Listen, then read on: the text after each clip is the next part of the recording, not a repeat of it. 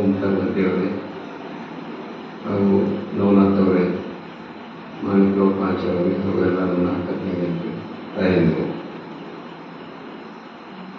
ಶ್ರಾವಣ ಮಾಸ ಬಹಳ ಪವಿತ್ರವಾದಂಥ ಮಾಸ. ಈ ಒಂದು ತಿಂಗಳಿನಲ್ಲಿ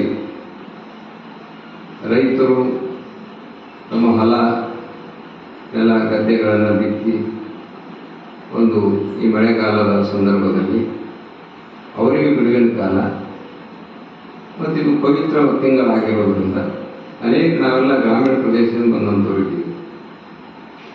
ಈ ಒಂದು ತಿಂಗಳಲ್ಲಿ ಒಳ್ಳೆಯ ವಿಚಾರಗಳನ್ನು ನಾವು ನೆನೆಸ್ಕೊಳ್ಬೇಕು, ದೇವರ ಪ್ರಾರ್ಥನೆಯನ್ನು ಮಾಡಬೇಕು, ಧ್ಯಾನ ಮಾಡಬೇಕು, ಮಹಾಪುರುಷರ ನಮ್ಮ ಇತಿಹಾಸವನ್ನು ತಿಳ್ಕೊಳ್ತಕ್ಕಂಥ ಇದು ಒಂದು ತಿಂಗಳಾಗಿದೆ.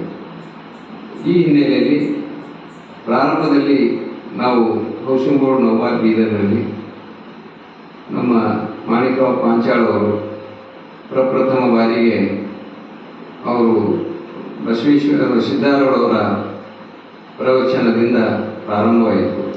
ತದನಂತರ 2ನೇ ವರ್ಷದಲ್ಲಿ ಕೂಡ ಅವರನ್ನು ಮುಂದುವರಿಸಿದರು.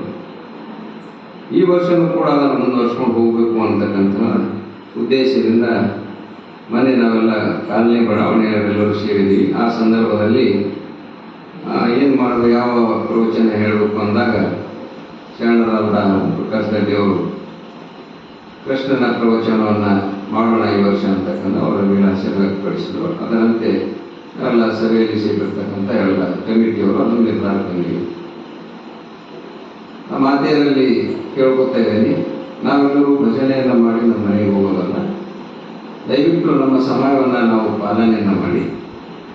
ನೀವು 5:30 ಅಥವಾ 5:30 ಅಂತ ನಾವು ಹೇಳಿದ್ದೀವಿ, 5:30ರಿಂದ 6:30 ತನಕ. 6:30 7 ಗಂಟೆಗೆ ಇಲ್ಲಿ ಇದನ್ನು ಬಿಟ್ಟು ಕೊಟ್ಟಿದ್ದಾರೆ ಸ್ಥಾನವನ್ನು. ಅವರು 7ರಿಂದ 8ರವರೆಗೆ ತಮ್ಮ ಪ್ರವಚನ ಮುಗಿಸ್ತಾರೆ. 8 ಗಂಟೆಗೆ ನಾವೆಲ್ಲರೂ ಕೂಡ ನಮ್ಮ ಮನೆಗೆ ತೆರಳಬಹುದು. ಅದಕ್ಕೆ ದಯವಿಟ್ಟು ಎಲ್ಲ ಮಾತೆಯರಲ್ಲಿ ವಿನಮ್ರವಾಗಿ ನಾವು ಪ್ರಾರ್ಥನೆ ಮಾಡ್ತೀವಿ. ನೀವೆಲ್ಲರೂ ಕೂಡ ನಾಳೆಯಿಂದ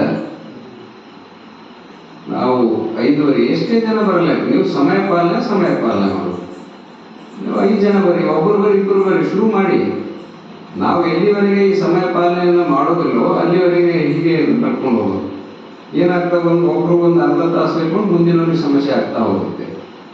ಹೀಗಾಗಿ ನಾವೆಲ್ಲರೂ ಕೂಡ ನಾಳೆಯಿಂದ ಹೆಚ್ಚಿಗೆ ಹಾಡ ಹೇಳೋದಿದೆ ನಿಮಗೆ ಅಂತಂದರೆ ಬೇಗ ಶುರು ಮಾಡಿ ಕರೆಕ್ಟ್ 5:30, 6:30, 6:45 ಸರಿಯಾಗಿ ಬಿಟ್ಟು ಕೊಟ್ಟಿದ್ರೆ ಅವರು 7ರಿಂದ 7:30 ಮುಗಿಸಿ ಭಜನೆ ಪ್ರಾರ್ಥನೆ ಎಲ್ಲ ಕೊನೆ ಮಾಡಿ ಮಂಗಳಾರತಿ ಮಾಡಿ 8 ಗಂಟೆ ನೀವು ಮನೆಗೆ ಹೋಗ್ಬೇಕಲ್ಲ.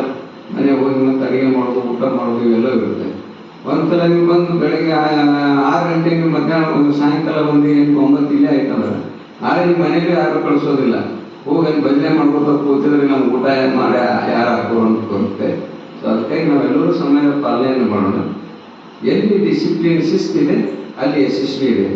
ಹೀಗಾಗಿ ಇದು ದೇವಸ್ಥಾನ, ಇಲ್ಲೂ ಕೂಡ ಶಿಸ್ತು. ನೀವೇ ಎಲ್ಲರೂ ಇದು ಎಲ್ಲ ನಿಮ್ಮ ದೇವಸ್ಥಾನ, ಮಾತೆಯರೇ ಈಗೆಲ್ಲ ಶಿಸ್ತನ್ನು ಕಾಪಾಡಬೇಕು ಅಂತೇಳಿ ಎಲ್ಲರಲ್ಲಿ ವಿನಂತಿ ಮಾಡಿಕೊಂಡು ಈ ಪ್ರವಚನವನ್ನು ಪ್ರಾರಂಭ ಮಾಡಬೇಕಂತೇಳಿ ನಾನು ಮಾನ್ಯ ಓಂಕಾರ ಗದ್ದೆಯವರಲ್ಲಿ ವಿನಂತಿ ಮಾಡ್ತೀನಿ.